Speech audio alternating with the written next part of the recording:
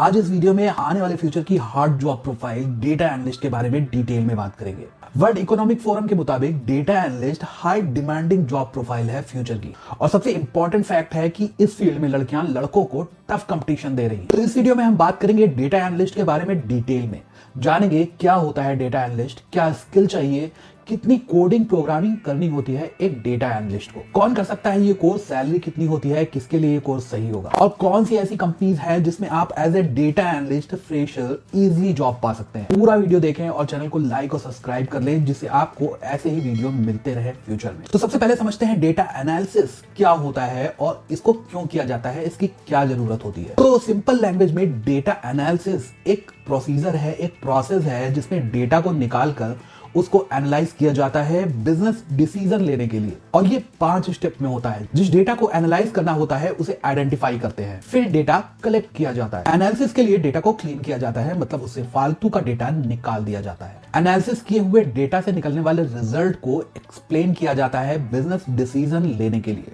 जब भी कोई प्रोडक्ट लॉन्च होता है, पेप्सी लॉन्च हुई, कोका कोला लॉन्च हुई, इसी तरह का मान लो कोई एक ड्रिंक लॉन्च किया जाता है, जैसे आपने अभी शार्क टैंक में एक ड्रिंक देखा था जो वो उन्होंने लॉन्च किया। तो इस तरह से पहले उन्होंने एनालाइज किया कि जो और सारे ड्रिंक आ रहे हैं उसमें क्या चीजें हैं, कैसा टेस्ट है, कब लॉन्च किया गया, कैसे लॉन्च किया गया, लोगों को क्या पसंद आ रहा है, ये सारी चीजें एनालाइज करके उन्होंने एक अपना ड्रिंक जो लॉन्च किया पूरा डेटा एनालिसिस कर इस तरह से एक नए बिजनेस डिसीजन या बिजनेस डिसीजन लेने के लिए डेटा एनालिसिस करना बहुत जरूरी होता है। Types of data analysis: text analysis, statistical analysis, diagnostic analysis, predictive analysis, prescriptive analysis. तो क्या स्किल होनी चाहिए एक सक्सेसफुल डेटा एनालिस्ट बनने के लिए? नंबर 1, प्रोग्रामिंग स्क्रिप्टिंग लैंग्वेज और पाइथन। पाइथन एक बड़ी इजी टू लर्न लैंग्वेज है जिसको आप इजीली लर्न कर सकते हैं, जो आपको एनालिसिस करने में बहुत यूजफुल होती है। इसकी लाइब्रेरीज को डेटा एनालिसिस करने में यूज किया जाता है। अगर आपको प्रोग्रामिंग से डर लगता है लेकिन आपको बेसिक प्रोग्रामिंग आती है तो आप इजिली पाइथन को लर्न कर सकते हैं।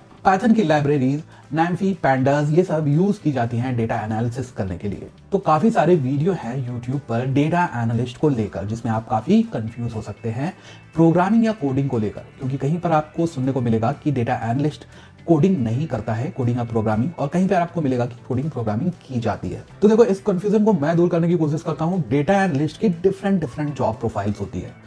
As a entry level data analyst की प्रोफाइल पर आपको कोडिंग प्रोग्रामिंग नहीं करनी होती है। कुछ ऑर्गेनाइजेशन होते हैं जिसमें एंट्री लेवल पर आप प्रोग्रामिंग शुरू कर सकते हैं, प्रोग्रामिंग का यूज कर सकते हैं।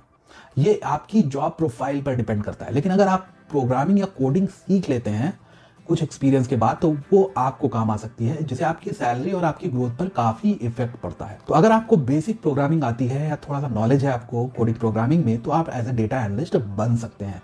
तो इस कंफ्यूजन को आप दूर कर लेंगे। अगर आपको कोडिंग प्रोग्रामिंग नहीं आती है तो आप डेटा एनालिस्ट नहीं बन सकते हैं। आपको एडवांस लेवल पर, सीनियर लेवल पर प्रोग्रामिंग, कोडिंग, स्क्रिप्टिंग का यूज करना होता है। Number 2, creative and analytical thinking. तो क्रिएटिव और एनालिटिकल थिंकिंग स्किल को इंप्रूव करने के लिए आपको ब्रेन गेम्स खेलने चाहिए, सुडोकू खेलना चाहिए, आपको पजल्स खेलने चाहिए, आपको बुक्स पढ़नी चाहिए। इससे आपकी जो क्रिएटिव और एनालिटिकल थिंकिंग है वो इंप्रूव होती है। इसको आप इंप्रूव कर सकते हैं। Number 3, sequel. सीक्वल एक इजी क्वेरी लैंग्वेज है जिसको आप इजीली सीख सकते हैं। ये डेटाबेस से इंटरेक्ट करने में काम आती है। सीक्वल पर एक पूरा फुल वीडियो बना रखा है मैंने, उसको आप आई बटन पर या डिस्क्रिप्शन में लिंक है उस पर जाकर देख सकते हैं। Number 4, advance Microsoft Excel, pivots, lookups, advance formulas, इनका यूज आपको आना चाहिए। माइक्रोसॉफ्ट एक्सेल बेसिक्स हम सारे जानते हैं, हम सबको पता होता है माइक्रोसॉफ्ट एक्सेल बेसिक चीजों के बारे में। वहां पे कैसे हम लिखते हैं, कैसे हम कॉपी पेस्ट करते हैं, कैसे हम फिल्टर करते हैं, लेकिन उससे ज्यादा एडवांस लेवल की स्किल आपके अंदर होनी चाहिए जो आपको बहुत ज्यादा यूजफुल होगी। तो इसको आप इजीली लर्न कर सकते हैं। बहुत सारे ट्यूटोरियल हैं यूट्यूब और गूगल से, वहां से आप एडवांस एक्सेल इजीली सीख पाएंगे। Data visualisation tool, QlikView, Power BI, Tableau, इनको आप भी सीख सकते हैं। इनको आप फ्री ट्यूटोरियल से भी सीख सकते हैं। ये काफी इंपॉर्टेंट टूल्स होते हैं किसी भी डेटा एनालिसिस करने के लिए। डेटा वेयरहाउसिंग और मैथमेटिक्स और स्टैटिक्स। तो आपको मैथमेटिक्स और स्टैटिक्स का अच्छा नॉलेज होना चाहिए जिनको आप लर्न भी कर सकते हैं। इसमें से जितनी स्किल्स मैंने बताई सारी आपको यूट्यूब और गूगल पर फ्री में मिल जाएंगी जिनको आप इजीली लर्न कर सकेंगे। तो आ जाते हैं types of data analyst profile पर। इसी तरह की कुछ और प्रोफाइल हैं जिसमें आपको डेटा एनालिसिस करना होता है लेकिन उनका जॉब टाइटल डिफरेंट होता है, जैसे market research analyst, business analyst, business intelligent analyst, operation research analyst, intelligence analyst, data analyst eligibility पे आ जाते हैं तो बैचलर डिग्री मस्ट है, आपने बैचलर होना चाहिए। उसके बाद अगर आप कंप्यूटर बैकग्राउंड से हैं, कंप्यूटर साइंस बैकग्राउंड से हैं तो ये ज्यादा बेस्ट है, और अगर आपने बीएससी कर रखी है मैथ्स और स्टैटिक्स में तो ये और भी अच्छा है, इसको प्रेफर किया जाता है। उसी के साथ साथ अगर आपने बीटेक कर रखी है computer science, mechanical, electronics, electrical, तो भी आप इस जॉब प्रोफाइल के लिए एलिजिबल। बस आपको कुछ स्किल्स पर अच्छा नॉलेज या बेसिक नॉलेज आपको होना चाहिए। सर्टिफिकेशन पर आ जाते हैं तो आप ऑनलाइन सर्टिफिकेशन कर सकते हैं गूगल कोर्सेरा के थ्रू, जो कि एक फ्री सर्टिफिकेशन है डेटा एनालिस्ट पे। उसी के साथ आप इंटेलीपैड सिंपली लर्न से भी डेटा एनालिस्ट का कोर्स कर सकते हैं, जिसकी फीस 35,000 से 50,000 होती है। आप यूडीमी से डेटा एनालिस्ट का कोर्स कर सकते हैं, जिसकी फीस बहुत ज्यादा कम होती है। तो अगर आप 12th में हैं तो आप बीसीए कर सकते हैं डेटा एनालिटिक्स में, ये 3 साल का कोर्स होता है।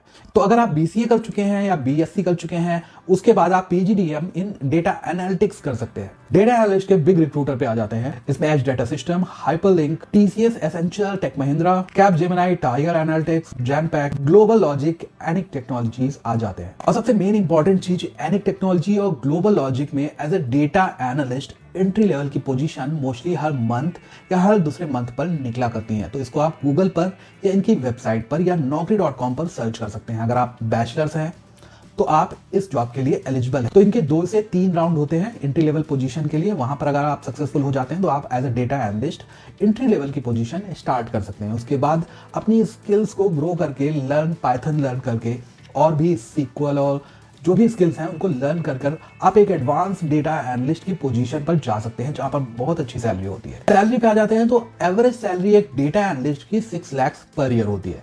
अच्छे एक्सपीरियंस पर आपको 12 लाख से 15 लाख रुपए सैलरी इजीली मिल जाती है। वहीं अगर आप यूएस जाते हैं तो यूएस में $45,000 पर ईयर की सैलरी एक डेटा एनालिस्ट को मिल जाती है। डेटा एनालिस्ट में अच्छा एक्सपीरियंस लेने के बाद, डेटा एनालिटिक्स का अच्छा नॉलेज लेने के बाद आप डेटा साइंटिस्ट या डेटा इंजीनियर में मूव कर सकते हैं, जिसमें बहुत ज्यादा अच्छी सैलरी है। एज अ डेटा साइंटिस्ट आप 30 lakh to 50 lakh per year केवल इंडिया में ही अर्न कर सकते हैं।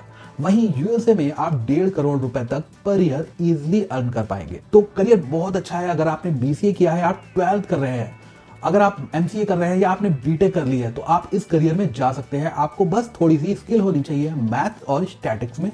बेसिक प्रोग्रामिंग लैंग्वेज आपको पता होनी चाहिए।